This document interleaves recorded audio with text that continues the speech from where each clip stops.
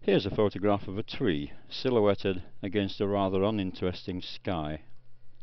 I think we could improve this image in Photoshop to help us create a sunset. First we have to separate the silhouette from the sky, and I'm going to use the Colour Range tool for this. This is found in the Select menu at the top here, and from the drop down list, Colour Range. Here's the box we're presented with, and you can make your selection within the box here using the eyedropper tool, or you can bring it out onto the image where it becomes a gun sight, enabling you to target any particular colour. I'm going for black, so I'm going to target the tree trunk down here and just do a left click, and immediately in the small box we see our selection in white. I can view that on the large picture. If I go to grayscale, this shows me exactly what the small box shows me, but the branches don't appear to be all selected, so we need to increase the selection. I'm going to use the fuzziness control at the top here, just slide that across,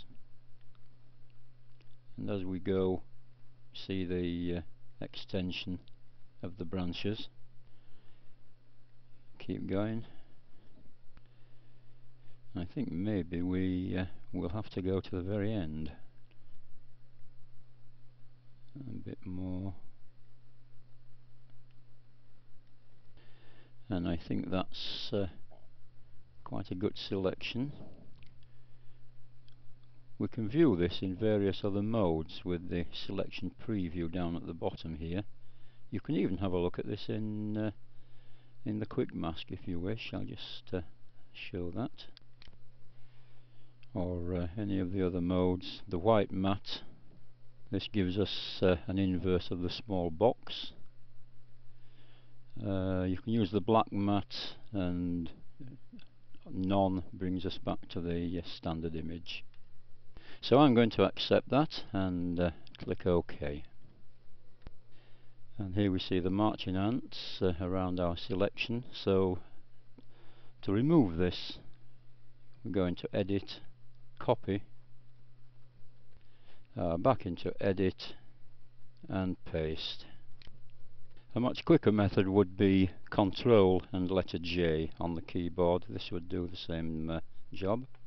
And here we see in the layers palette our selection cut out above the background layer. I'm just going to check this by taking out the eye of the background, and that looks like a pretty clean cutout.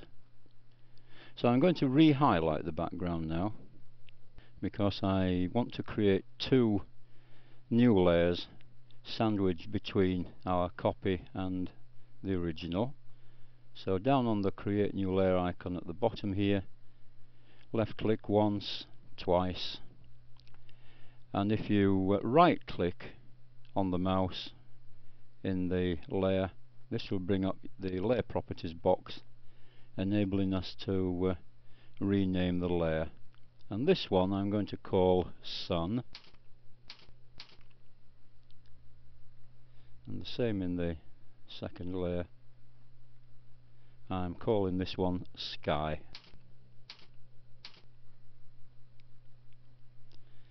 So now to create a gradient to form our sky.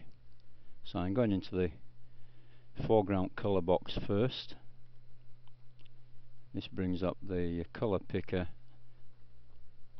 I'm going to choose a red orange, not quite orange but somewhere mid-range. I'm going into the top corner of this to select.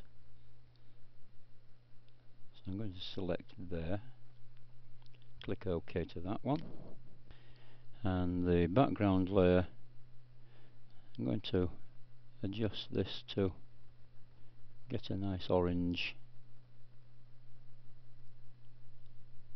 somewhere around there, and again I'm going into the top corner and click OK. So now to create our gradient, we need the gradient tool. That's housed in here with the bucket fill tool. If yours isn't displayed, just press and hold, and out come the two tools, and this is the gradient. And if your two selections down here for the gradient don't appear in this box at the top, just click on the box, and the top left hand corner left hand box is where your two colours have been placed.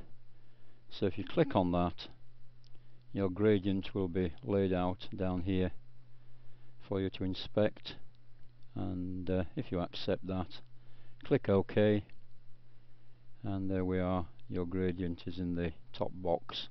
I'm going to use the linear gradient this time at the right hand side, so click on that, bring your crosshairs into the picture, starting at the top, hold down the left button of the mouse, drag down, and if you hold down Shift on the keyboard, that will make sure your line is absolutely straight, and just release the mouse button. And there's our gradient for the sky. Now I'm going to highlight the sun layer, and we need to create a new gradient for the sun. So on the foreground colour, bring up the colour picker once again, use the slider to go onto yellow, and I need a mid-range yellow somewhere here in the centre, a creamy yellow colour. That looks okay. And now the background colour, and this needs to be I think a nice bright yellow, being careful not to put this slider up into the green as I just did there. Yeah, somewhere there, and again in the top corner for the selection, and that looks okay. And this time we need the elliptical marquee tool. That's in the top left corner. Mine's displaying the square, so if I hold that down, slide out, there's the elliptical marquee tool, release, bring onto the image, holding down the left button of the mouse, drag out again. Oh, reasonable size, we want a nice big sun. And once again, before we release, if we hold down the Shift key, that will give us a perfect circle. And just before we fill this, I'm going to feather the edge to give a nice soft edge. So into Select, Feather, and I think about 8 pixels should do the job. Click OK to that. And this time we need the radial gradient. So back onto the gradient tool, and the radial gradient is this second one along. So place the crossed hairs in roughly in the centre, hold down the left button of the mouse, drag out and release, and to remove the marching ants, Control D on the keyboard, and here we see our nice soft edge, a nice hazy effect around the sun. We've got a brighter centre, and then it graduates to the deeper yellow toward the edges. Now we go on to the Move tool at the top, position this, holding down the left mouse button, try various positions. That doesn't look too bad there actually. Let's just try it over here. Now I think I rather like the tree silhouetted behind the sun, so I'm going to settle for there. Now one thing you may have noticed is that the outer branches of the tree don't seem quite as dark. They're not quite as good a silhouette as they were before we added the background. So we can rectify this going into the layer 1, highlight it, and go into the blending modes at the top here. From the drop down, if you choose multiply, that now looks much better, a better silhouette altogether. And I'd like to view this full screen. I'm going to use one of the screen modes to do this. Go over here, first click the hand, then go down to the bottom here, and it's the right hand one, the full screen mode. So click on that, gives us a nice black border.